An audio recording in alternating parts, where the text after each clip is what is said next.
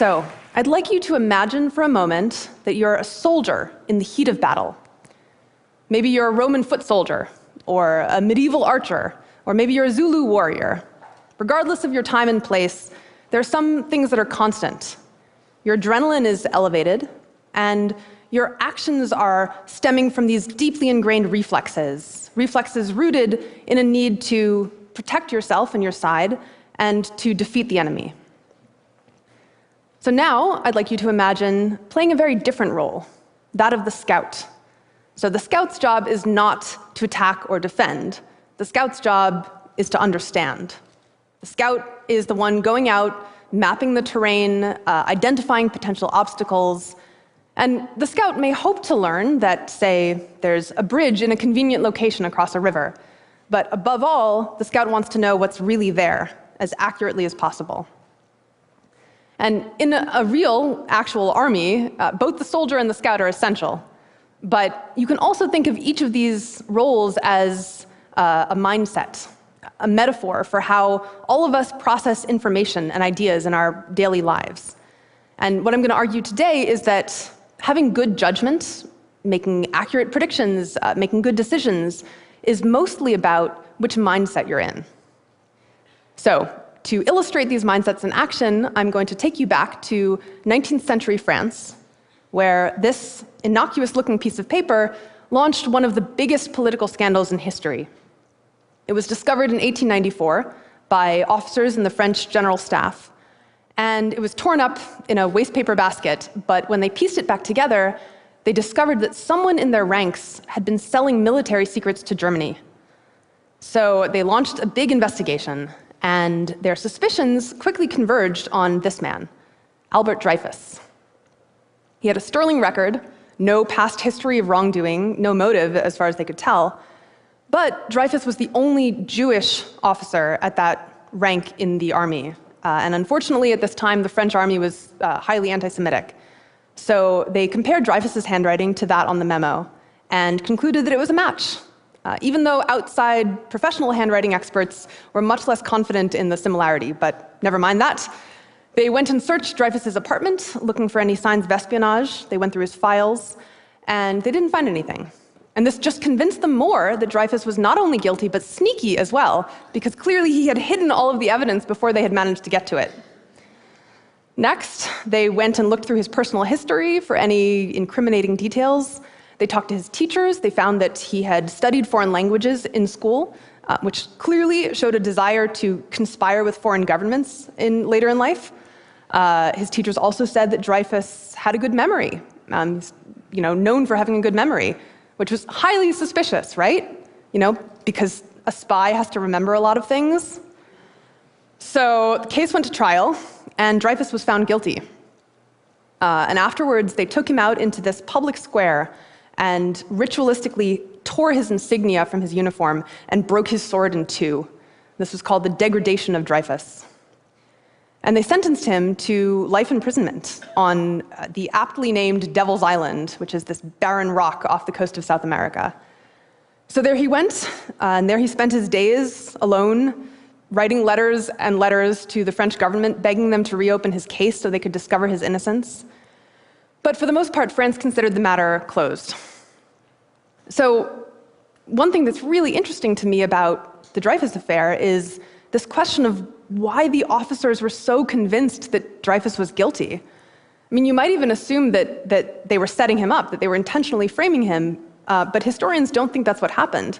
As far as we can tell, the officers genuinely believed that the case against Dreyfus was strong, which makes you wonder, what does it say about the human mind that we can find such paltry evidence to be compelling enough to convict a man? Well, this is a case of what scientists call motivated reasoning. It's this phenomenon in which our unconscious motivations, our desires and fears, shape the way we interpret information. So some information, some ideas feel like our allies, and we want them to win, we want to defend them. And other information or ideas are the enemy, and we want to shoot them down. So this is why I call motivated reasoning soldier mindset. And probably most of you have never persecuted a French Jewish officer for high treason, I assume, but maybe you've followed sports or politics. So you might have noticed that when the referee judges that your team committed a foul, for example, you're highly motivated to find reasons why he's wrong. But if he judges that the other team committed a foul, awesome, that's a good call. Let's not examine it too closely. Or maybe you've read an article or a study that examined some controversial policy, like capital punishment. And as researchers have demonstrated, if you support capital punishment and the study shows that it's not effective, then you're highly motivated to find all the reasons why the study was poorly designed. But if it shows that capital punishment works, awesome, it's a good study. And vice versa, if you don't support capital punishment, same thing. Our judgment is just strongly influenced, unconsciously, by which side we want to win. And this is ubiquitous. This shapes how we think about our health, our relationships, how we decide how to vote, what we consider fair or ethical. And what's most scary to me about motivated reasoning or soldier mindset is how unconscious it is. You know, we can think we're being objective and fair-minded and still wind up ruining the life of an innocent man. However, fortunately for Dreyfus, his story is not over. This is Colonel Picquart. He's another high-ranking officer in the French army. And like most people, he assumed Dreyfus was guilty. Also, like most people in the army, he was at least casually anti-Semitic. But at a certain point, Picquart began to suspect, what if we're all wrong about Dreyfus? And what happened was that he had discovered evidence that the spying for Germany had continued even after Dreyfus was in prison. And he had also discovered that another officer in the army had handwriting that perfectly matched the memo, much closer than Dreyfus's handwriting. So he brought these discoveries to his superiors, but to his dismay, they either didn't care or came up with elaborate rationalizations to explain his findings, like, well, all you've really shown, Picquart, is that there's another spy who learned how to mimic Dreyfus's handwriting, and he picked up the torch of spying after Dreyfus left. But Dreyfus is still guilty. Eventually, Picquart managed to get Dreyfus exonerated, but it took him 10 years, and for part of that time, he himself was in prison for the crime of disloyalty to the army. So, a lot of people feel like Picquart can't really be the hero of this story because he was an anti-Semite, and that's bad, which I agree with. But personally, for me, the fact that Picquart was anti-Semitic actually makes his actions more admirable, because he had the same prejudices, the same reasons to be biased as his fellow officers, but his motivation to find the truth and uphold it just trumped all of that. So to me, Picquart is a poster child for what I call scout mindset. It's the drive not to make one idea win or another lose, but just to see what's really there as honestly and accurately as you can, even if it's not pretty or convenient or pleasant. And this mindset is what I'm personally passionate about, and what I've spent the last few years examining and trying to figure out what causes scout mindset. Why are some people, sometimes at least, able to cut through their own prejudices and biases and motivations and just try to see the facts and the evidence as objectively as they can? And the answer is emotional.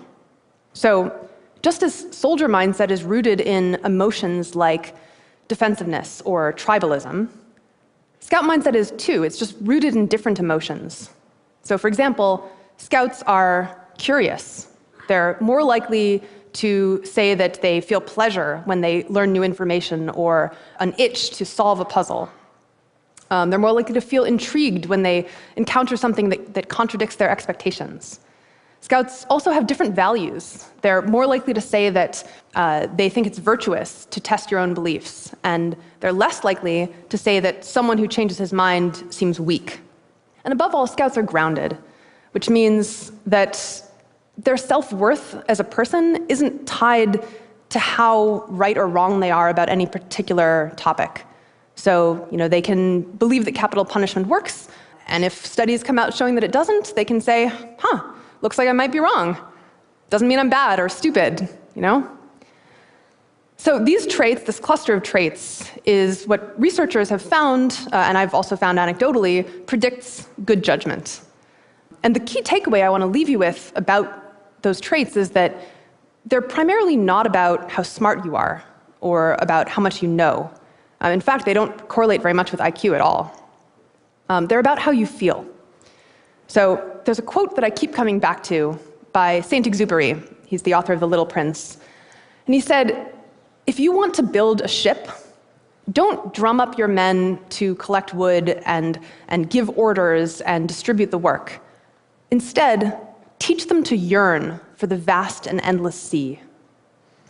In other words, I claim, if we want to really improve our judgment as individuals and as societies, what we need most is not more instruction in logic or rhetoric or probability or economics, even though those things are quite valuable. But what we most need to use those principles well is scout mindset. We need to change the way we feel. We need to learn how to feel proud instead of ashamed when we notice we might have been wrong about something. We need to learn how to feel intrigued instead of defensive when we encounter some information that contradicts our beliefs. So the question I want to leave you with is, what do you most yearn for? Do you yearn to defend your own beliefs? Or do you yearn to see the world as clearly as you possibly can? Thank you.